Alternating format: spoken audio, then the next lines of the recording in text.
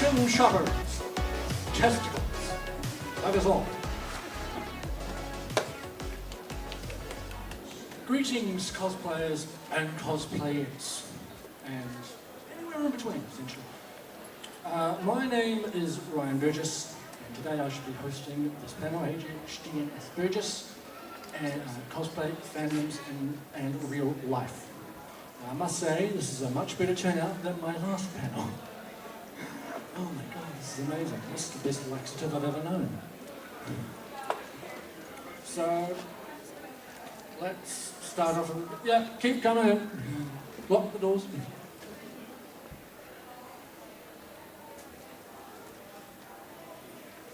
So, first off, let's start off with cosplay. So the greatness of cosplay, in my opinion, to help with social disabilities, is that you can come to this arena and you can be yourself. You can't be judged here. It's impossible. If you are judged, that's just sad. But you come here to be yourself, even if you're not in costume. And that is a great experience for myself, and I'm sure a lot of you out there may have social anxiety or ADHD or Aspergers. And coming here and essentially playing someone else for a day is quite rewarding, because you can put yourself out there. You're not being yourself. You're playing a character if you want. You can act it out, be a method actor, and that's great. The inclusiveness is great as well, especially with the emerging social cultures such as transgenderism, as well as disabilities. And I'm glad to see, this is the first time I've seen multiple wheelchairs here, and that's great. That means that people are getting interested in this. They're not afraid to come out here and play a character, even if they're wheelchair bound. When I do cosplay, I focus on everyday characters. I'm not one to do Overwatch or massive sci-fi shows like Star Trek or something like that. Like this here is the heavy metal singer Joachim Broden from Sabaton, and stuff like that. Like I've got a Have Wand Will Travel, which is a Harry Potter Western mashup, and I love doing that because I'm the only one in here that does it, and no one gets it, and I love it. So. Next thing I'll say, I'll go with fandoms now. I feel when it comes to TV shows, as well as movies, we are underrepresented as a group. There are shows out there that do have characters who have ADHD and Aspergers and Down syndrome, and that's great. Straight off the list, I've got a list right here. Monk. Monk is a great show. He doesn't have ADHD and Asperger's, but he has social anxiety because his wife died in a car accident, and now he has OCD and social anxiety, and it controls his life. And you see how he interacts with other people, interact with other characters, and I just get so jittery and excited because that's me! That's me! The Good Doctor. The Good Doctor. Oh my God, such a good show. If you don't know it, it's about a young adult who has autism, and he's a surgeon. Now that is impressive. For the one thing, able to compartmentalise as a surgeon, and the second thing, to be emotionally disconnected from patients. If some of you in the audience do not know, when it comes to autism and Asperger's, we are emotionally disconnected sometimes. If anything, you could relate to us as the character Spock. And in all honesty, that's how I see it. We hide our emotions, and when we do, it's to the extreme. Either extreme happy, or extreme sadness, or extreme anger. And so I definitely say people with autism should go into fields that are emotionally demanding or emotionally draining. it's hard. It's still hard with being emotionally disconnected. You can't have relationships properly. You can't express yourself in the right way, and when you do, it can be miscommunicated. I've had several periods of my life where I'm interacting with a woman and I don't see the signs that she wants me to leave unless she is Ryan, fuck off. And then I'll get it. Don't give me those, yeah, no, tell me, and then I'll know. My anger on this is over 9,000. My God. Okay, the IT crowd. Who knows the IT crowd? Very good. 0118999. I'll stop. I know it too good. That is a great show. That shows difference. That show shows a lot of difference. Have you tried turning it off and on again? Have you tried shoving it up your arse? 4, I mean 5, I mean fire. I love that show. That is another great representation of difference and the acceptance of difference. On the other side of that is the Big Bang Theory. I got bored of the Big Bang Theory after about 4 seasons. It just went downhill. And the portrayal of Sheldon Cooper is not to my liking. Great portrayal by Jim Parsons though, but how he's perceived by the audience and the other characters around him, I do not like it one bit. He is essentially going to draw around and sing. Community, definitely. Community. If you don't know Community, it's a great show, ran for 6 seasons, based in a community college with a group of people. Community, I saw the clapping. But a character by the name of Abed. Abed! Cool.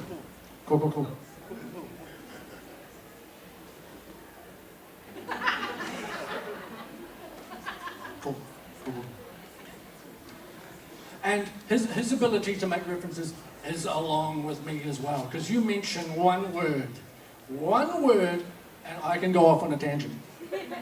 You mention the word like Dettol, Dettol, the hand sanitizer. I immediately think of the Billy Connolly joke about Dettol and wire brush up the arse. Dettol and wire brush. But yeah, I can look at a word and immediately off in my head just babble on. At work where my boss is around me. So, Ryan, what's going on? Nothing. I'm just being me. Stop singing. Yes, I do sing at work. And he's like, Ryan, shut up. He actually came up behind me and said, Ryan, stop singing at the top of your voice. I love my boss. My boss is a great boss. On the other side of that, with my boss, this is the first job that I've had ever, in the way of he respects me, I respect him, and I've kept it. I have been there. I work in a leather company over in East Tamaki. I've been there since November. That's the longest time I've ever stayed at one job. You have no idea how hard it is just to get a job. Anyone can sympathise with the fact that getting a job is damn hard, but then having shit like this on top of you, it sucks. Because no one wants to take on someone with ADHD and Aspergers. Shit, no. They don't want that shit around the office. And luckily enough, my boss, he's tough. He's a tough guy. He's a tough bloke. He's in his 50s, doesn't give a fuck. Honestly, you meet him, okay, say you're having a standard conversation with someone, so someone starts mentioning their kids. I don't want to hear about your kids, but you keep that to yourself. You ask him, you tell him about your kids, he's just going to say, I don't fucking care. And it is great. And that's why we get along, because we're just honest with each other, and we make fun of each other, and I love it. Because I guess in a normal work environment, like at the office, you can't make fun of your boss to his face. But I can! And he doesn't give a shit. I can be me.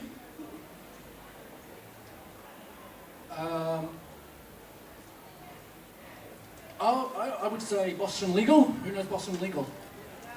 Excellent. Donny Crane. Donny Crane.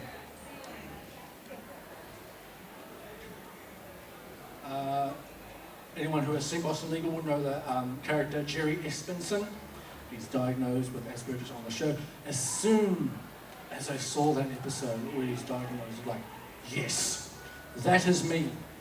I understand that character, Hans Espinson. And they make fun of him. They call him Hans because he's got his hands always down here, always, all the time, and pacing back and forth. And he's known law for 15 years, and that's another trait of people with Asperger's. We pertain to one subject and one subject alone, and we are good at that subject. No one else is better than us at that one subject. But they still make fun of him, but obviously they accept him later on along the way, and that is great. Has anyone, I wonder who has anyone heard of the show Derek? Okay, Derek is a UK TV show, ran for 2 series, made by Ricky Gervais. You know Ricky Gervais? If you know Ricky Gervais, do you know Carl Pilkington? I love this person already. Fucking bollocks. Head like a fucking orange. This is my friend, Carl. He is bold. He is bold. Carl Pilkington has a head like a fucking orange. This is Ricky. Like, they're trying to make like a learn English episode. This is my friend. Need to take the bins out. I'm sorry, Carl. I'm very sorry. Sorry, this is me. This is me. This is me. I'm gonna, yeah. Center. But yeah, that's a great show. Derek. It's set in a nursing home, and Derek, I believe, he has Down syndrome, or I honestly don't know what it is. Most likely Down syndrome, or at least mental instability, low IQ. And I definitely recommend anyone to go watch it. And I tell you, by the end of the 2 series, you'll be crying your eyes out. It's damn good, because that setting of a nursing home, you've got people dying almost every single day, and that type of character and that type of setting is amazing.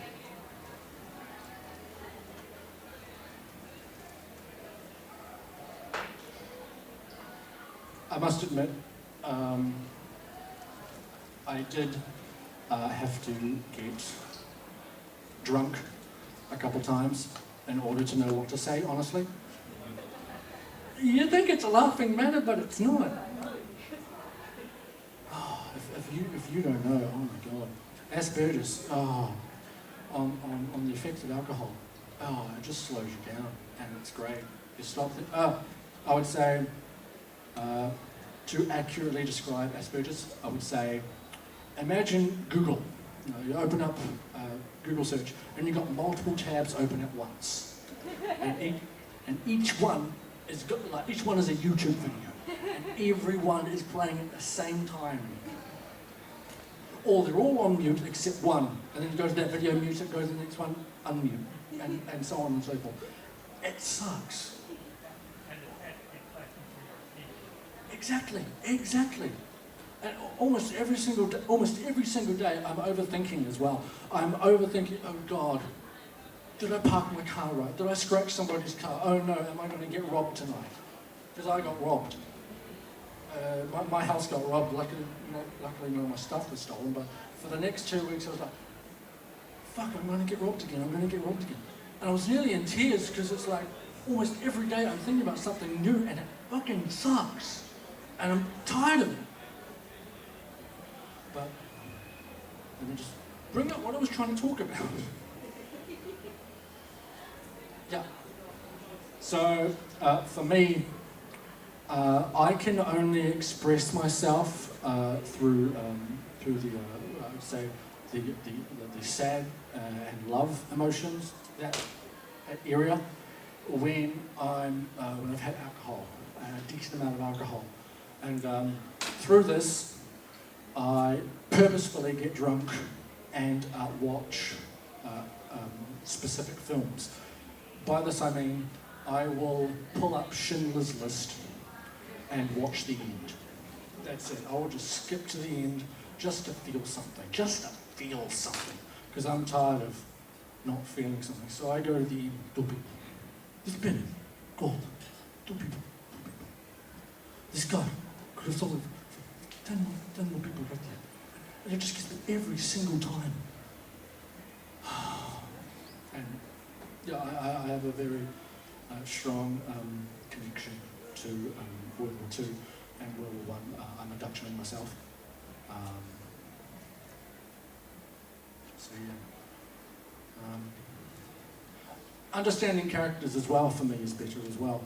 In the way of, for example, the character Bobby from Supernatural. I watched, there is an episode, Weekend at Bobby's, where it's just an episode about Bobby and he's trying to get his soul back from Crowley. We just want to be loved. All I can hear is now, do what in it, nim. Squirrel and loose. I watched, it was about, like, not even 2 minutes long, where the song The Gambler is playing in the background. You got to know when to hold 'em. That song, just for that scene where he's looking for information for Dean and Sam to kill a lamia, and he has to go to the library and it's locked, so he breaks in, and his car breaks down. I watched that scene over and over and over again when I was drunk. I can't tell you how many times I watched it, because I love repetition. And that's how I learn references. Tell you what, I'll show you my skills at repetition. Mr. Sound Guy at the back. Yes, the handsome gentleman. Yeah, pull up the first video.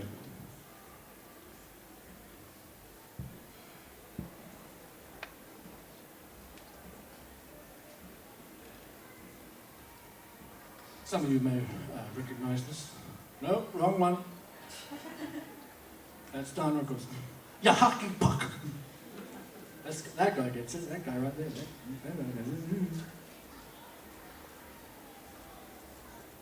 it sound on?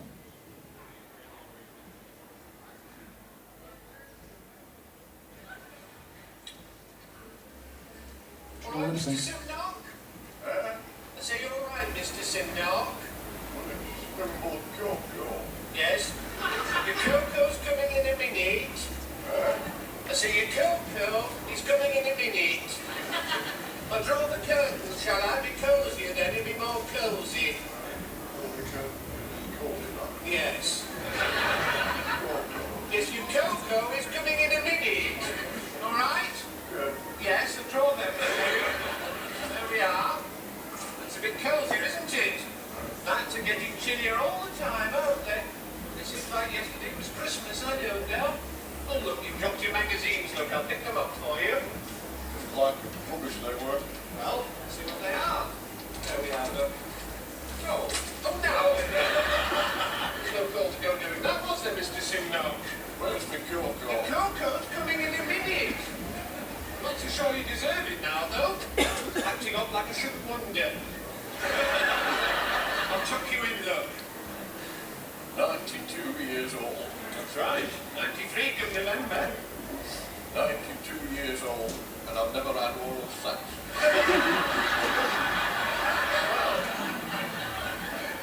I should think not indeed. Oral sex, the idea. Never ridden a camel. You're just battling now, Mr. Simnock. Never watched a woman urinate. I shall get very cross with you in a minute, I shall, really. Never killed a man. There's a certain man I shall be killing if he's not very happy. Never been inside an opera a stupid, silly old man, and I won't have any more nonsense. Fell me, I've not done anything. Well, you're a bit chilly, I shouldn't wonder. Your coat won't be long in a minute. Don't want any stupid go-go. Well, there's no call to be getting contrary, now is there? You love your cocoa, you know you do. Hey, go-go, get a skin on him. What if you keep stirring it? You want to cat that like you want to cattle. I want to drink those in the breast of a Burmese maid. I don't know what's got into you today, Mr. Simnock. I don't really. I think we're going to have to give you some extra vitamin E. Burmese maidens in Auckgeddon. Not that breast you have. There's no call to be getting personal, I hope. Like rotting cabbages. I'm very angry with you today, Mr. Simnock. You're a great Nancy. I'm not a great Nancy, Mr. Simnock, and you're wicked to say so. Great Mary Ann, up my Nancy, but you never even done it. I'm not going to take any more of this from you, Mr. Simnock. I'm not really. You should be in a place like this at your time of life. Well, someone's got to do it. Dedication. Why not bother? I do not know. You should be out there having oral sex. Killing people and watching women urinating on their eating hamburgers in opera houses and drinking them from the breasts of Nepalese maidens. Spare me last time. Bethany's, I've changed my mind. Instead of stuck here taking root talk from an old man, you're a great old breath Nazi. You've really upset me today, Mr. Simnock. You have really. Now, I'm going out and running on your cocoa. When I get back, I don't want any more nonsense. Honestly. The screaming great birdie in your palm. 92 years old and I've never watched a woman urinate. Tragic words, man. Now, here you are, Mr. Simnock. I managed to intercept Mrs. Gideon in the hall with the tray. So don't say you're not a lucky man to get your cocoa before the others. Hooray! Yes, that's better, isn't it? Oh, God. That's right, but a certain naughty boy did a few naughty things, didn't he? I'm sorry, Mike. Right, sorry. Well, I'm not so sure you should have it now. As soon as you see your cocoa, you make your manners, don't you? Oh, please, right. All right, there you are. Oh, That's better, isn't it? it's a lovely drop of cocoa. That's berries. That's the best. Good old berries. Original all-new berries, specially prepared for the mature citizens in your life. Nature's added store of powerful barbiturates and berries.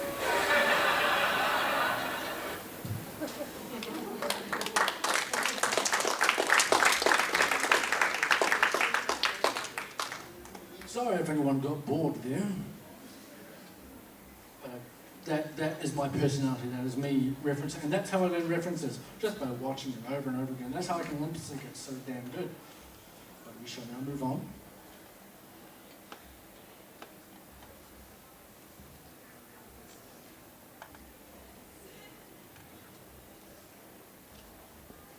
Now this can be a touchy subject, as people will tend to disagree with me.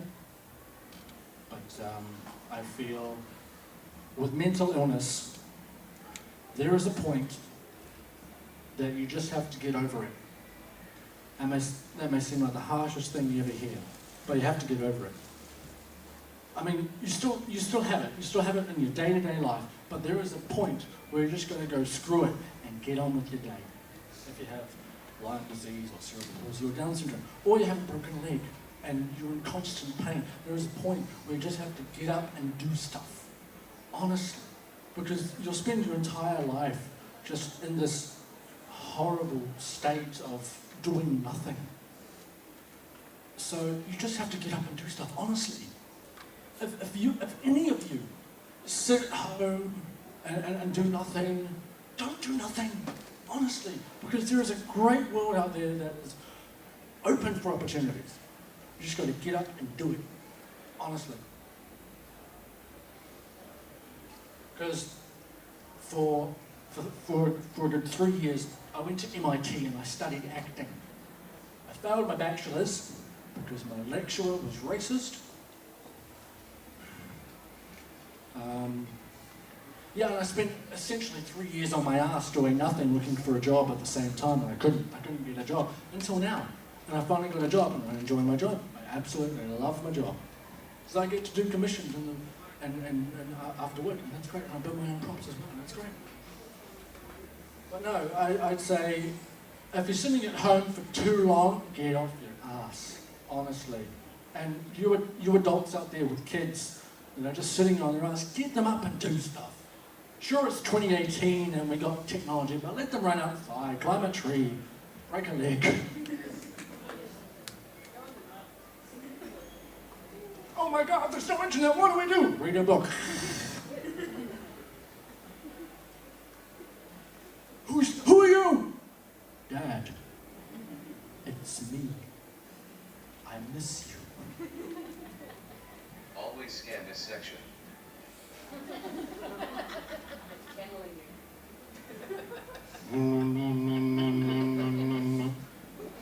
Now presenting Stephen Hawking.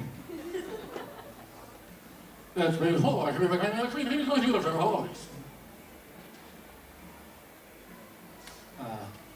Let's say last bit. Basically, real life.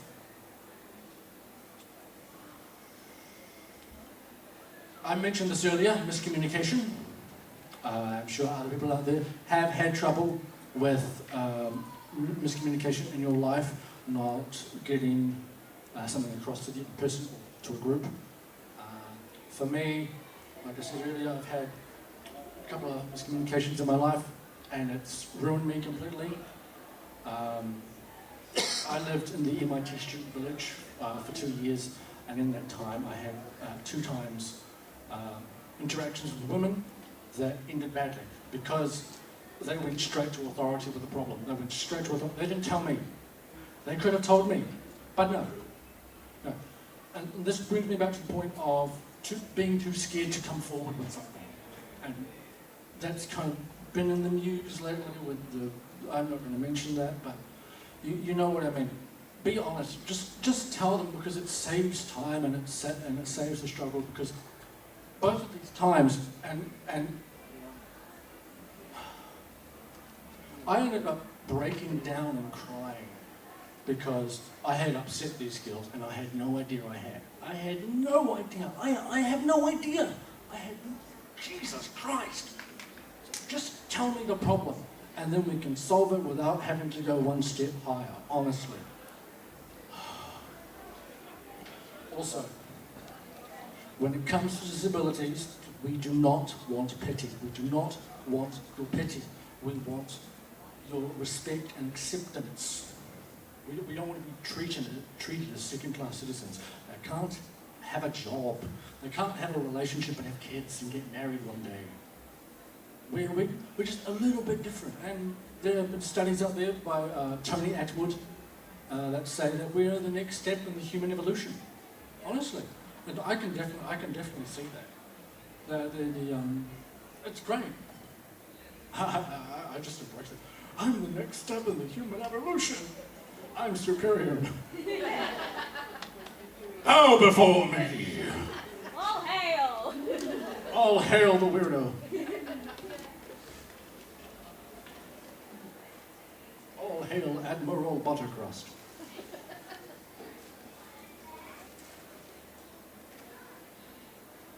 As I mentioned earlier, I am an actor, and it has been known that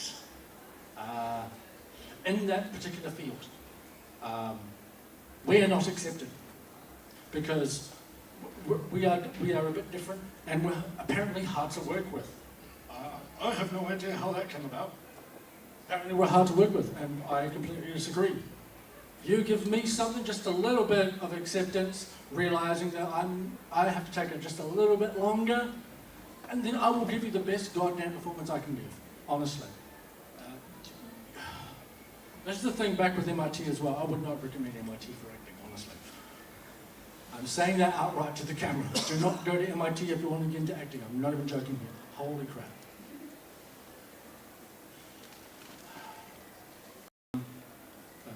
I've been told by multiple people that ADD and Aspergers are not accepted into the acting industry because we are different. We are in some cases slow, and that completely fucking sucks.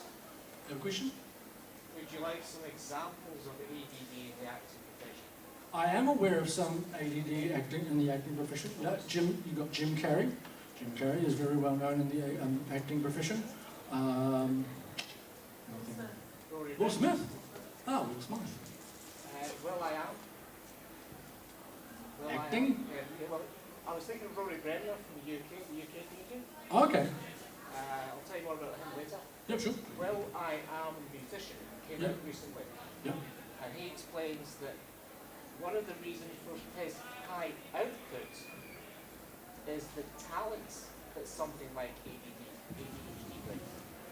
Agreed. Agreed. And the thing with a disability, like a neurological disability like Aspergers and ADHD, it's finding a way to use the talents those conditions give you and how to channel, thank you, channel. Agreed. Very much agreed. I have the exact same point as you do, sir. Now, what I mean by underrepresentation, there are a couple of big names, but what about overall? What about overall? What about the little guys that can only get extra work or just can't break it in because of people's prejudice? I'm guessing to a point, maybe Will Smith, will.i.am, and Jim Carrey disguised their disability in order to get further. And I understand, I've done the same thing on my own CV. I've taken off, I shouldn't have done it in the first goddamn place. Put ADHD, I have ADHD and Aspergers on my CV. Immediate, no, we're not taking in you. But yeah, I totally agree, sir, totally agree. Do we have any questions? You in the back first. No, you. Do you find it with the acting that people don't give you clean up instructions, and then when they do give you clean instructions, they treat you like the slow? Yes, absolutely. Holy shit, absolutely. Yeah. I had that in high school. I tried Yeah. drama, but nobody wanted to join my group. It was like, oh great, no, not her, please. And so when I was in a group, they just let me do whatever, and they did their own. Exactly. I do the same thing when I do a commission. I make this is it, this is it, this is that, this is what, okay, cool. Because I'm straight to the point. Let's sort out the details of what to do with them later. Any more questions? Yes, sir. What do you mention about like you had Sorry, can you speak up? when you mentioned that you had fault finding work, was it because you were you like Sorry, my role-playing work. I know when you finding a job, Oh, finding a job, yeah. eventually hard. Was it because were you finding you were anything with that job or do you have like ideas you want to find? You know something down there, hey, I can do this job. I'm sorry, sir. You really gonna? I can't hear you. I'm sorry. Can you come back there? Oh, just walk up to the second.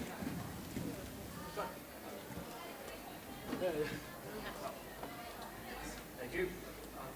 So when you find a job before, were you having trouble because were you finding everything in this time, or were you looking at particular areas and look at ones like, hey, I can do that? Yes and no. I was looking at jobs that I could see myself doing. I applied to be a chess referee. Didn't get that. And you do that extra step thing where it's like you call them up and you find out. It's like, nope. I tried applying at EB Games. Didn't get anything. I have a baking certificate and I didn't get into McDonald's. Wow. It's bullshit. Overqualified. Overqualified. Overqualified. All you need is a heartbeat. Yeah. I can just imagine in the back of McDonald's they have just this big vat of this stuff. You know, hamburger, fries, paper box, here's your change. Pretty damn close to proof. Oh, I want a burger and large fries. Sure, you want fries with that? Every time. Every time. Any more questions? Please, any more questions? Anything? Yes. Do you think that you're talking about it's difficult to get a job as a person with Asperger's or ADHD? Do you think it's because the interview process doesn't work for people on the spectrum? Yes. Absolutely. They don't. It's the narrow line of this is how we're going to interview people and you're going to take it. I got my job with no interview, no CV. I got a eye patch done for my Metal Gear Solid cosplay. And he said, come in and make it yourself. Great, loved it already. Came in, made it. I said, are you hiring? He said, I'll call you back. He did. I got the job, and I'm happy. But even so, now that I have this job, I have got to keep pushing myself. And every time he compliments me on some of my work, I know he's doing it just to make me feel a bit better. But this past week, I've been making mistakes at work, and it's terrible. And I'm just breaking down, going, I got to get better, and I've got to get better. It's already been almost a year now. Hell, it was around this time that I had the eye patch being done. It's been almost an entire year that I've been there, and I'm still making like rookie mistakes. And I want to do better, and I want to keep doing better because I love this job. I can see myself doing it for the next 40 years. Not this particular job, but just leather work, 40 years, and then I retire and a villa in Tuscany. I know that doesn't pay much, but So I can see guys, so I can look out the window and see people doing that. Oh, they're speaking Italian. I understand them. Yes, I am a bit offensive. Yes, madam. I kind of want to know how hard it would be for a person on the spectrum to get into a job such as acting. Okay, yep. So I started out on Star Now, which is a website online for people around the world. Star Now, STARNOW. I recommend it. You can find paid jobs and non-paying jobs on there. But is that what you were asking for? Something a little bit more like, how do I get the foot in the door?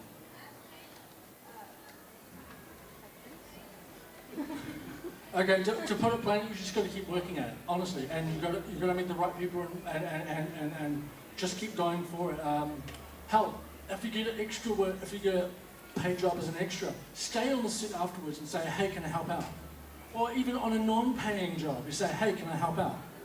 That's how my uncle got to be assistant director on a film that had been working on for 10 years. He was just a lackey, just a underling. And he just stayed on after they finished filming. And he became assistant director within the week. So, damn yes. Yes, sir. If you could go back in time to when you were first sort of diagnosed or knew what was going on in your life, what advice would you give yourself and your parents? I was about 5 when I first got diagnosed, but if I knew everything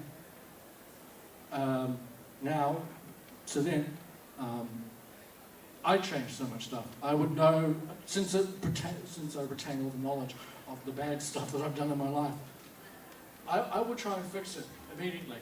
I know I'm a big fan of time travel, so it's like, how does that even work?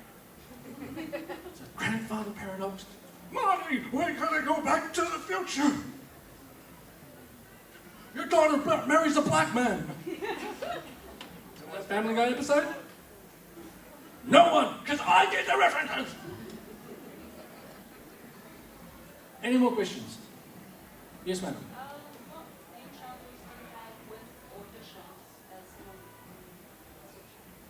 as Not receiving instructions clearly.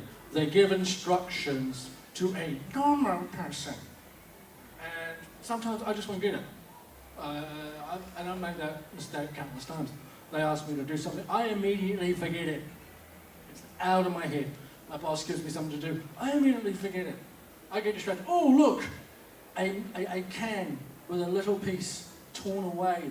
Let me just peel off that paper, off that label, just so it can satisfy my mind. And then, oh no, I've forgotten what I'm supposed to be doing. Let me just wander around. Ryan! Oh. Honestly, that's how... Do I need you on a leash? Or is a shot kind of... Get back to it. Any more? Please, any more? You mentioned a number of characters earlier who are autistic or on the spectrum in canon. What about characters that weren't necessarily written to be on the spectrum but can be easily interpreted it has been said that Sheldon Cooper does not have Aspergers, and he has stated that himself as the portrayal of that character. I disagree with that. I can see Aspergers in that. I can see Howard with Aspergers. I can see Raj with Aspergers. I can see. I'm just Big Bang Theory. But no, I honestly, apart from those characters, I don't know. I'm sorry. I honestly don't know what other characters could be portrayed as that. I'm sorry. Shigeo from Mob Psycho 100. There's straight up an episode on how he has trouble communicating with other people. We have a weeb! Kill it! Kill the weeb! Si se statessero nel viso di Niagara. Any more, please? I'm happy to answer questions. As one of the neurodiverse who's managed to actually get through as an adult. Yes! We have one! Two! We have a family here. Two! Three. Three! What can we do to help others? Because this is the problem, is that it's often really hard to spot you in the street, you know? Unless you're a sticker saying, I have it. First off, we have to get over this issue of social anxiety. Mainly for people that are not seeking out programs that actually do help. Instead of ones who just sitting there, oh my God, I can't be here, I want to kill myself. That kind of bullshit. Where she's like, I don't want to be here. I want to be home on my video games. But actual programs that would definitely help, and that comes back to raising your child. Honestly, it comes back to how you will raise your child. I want a son. I would like a daughter as well. And if they end up with ADHD and Aspergers, I'm going to raise them tough. Definitely tough. But I'm going to say, be straight, be forward, tell the truth. No matter people's feelings, because facts don't care about your feelings, honestly. So yeah, it just comes back. It comes back to raising a child. How do you want to raise your child? Do you want to raise them soft, or do you want to raise them hard, essentially? My own experience is my parents probably also on the spectrum. Yeah. Yep. And they raised us very clearly. Yep. We got taught how to do things. Yep. You know, none of this bullshitting around trying to, imply that we're going to learn. We got taught how to do things. Yeah. That's a lot of work for a parent. But Yeah. parents have got to do it. Yes. The one that really pisses me off 9 times out of 10 is even neurotypical kids can't navigate wings and crap like that because they're not fucking. Exactly. It's the same bullshit in schools. You're not taught how to change oil in a car or change a tyre. It's not even that is still a taught skill. It's the social applied skills of Yeah, exactly. bringing up that government power. Exactly. That Yeah. kind of thing. And when they fuck you around, how do you deal with it? Exactly. I totally agree. Totally agree. I wasn't taught any of that when I was in high school. And so the point is that families can do that. Yes, they can. But we've got to actually say to parents who, Stop sticking your kids in front of the TV. Teach them something. Yeah, and actually say you've got to get past this idea that kids, any kids, doesn't matter if they're neurotypical or neurodiverse, are going to learn by just floating past it. That's a load of bullshit. Agreed. Totally agree. Okay. Do Any you more know questions? of any decent resources available for parents? I would definitely recommend looking up a man by the name of Tony Atwood. Absolutely. He's an expert in the subject of Asperger's. He lives in Australia. He's got a couple of books, a couple of documentaries. Danny Reed, Asperger's Experts. Very American, but Okay. it's an amazing set of resources. He's got Asperger's himself. He's basically a gut person expressing what has worked for him and his friends with autism. There's a New Zealand organisation called Auckgeddon Autism, run by Parent to Parent, who I work for. And that's exactly what they do. They teach parents about how to help their kid with autism or ADHD or anything else, how to deal with schools, how to deal with the government departments, how to deal with social skills, all that kind of stuff. It's all good. Excellent, excellent. Well done. Okay, this basically ends the panel. This panel has been recorded, so anyone who has missed any parts, they'll be up on YouTube. Just look up my name, Ryan Burgess, and the panel name. To sum this up, be yourself.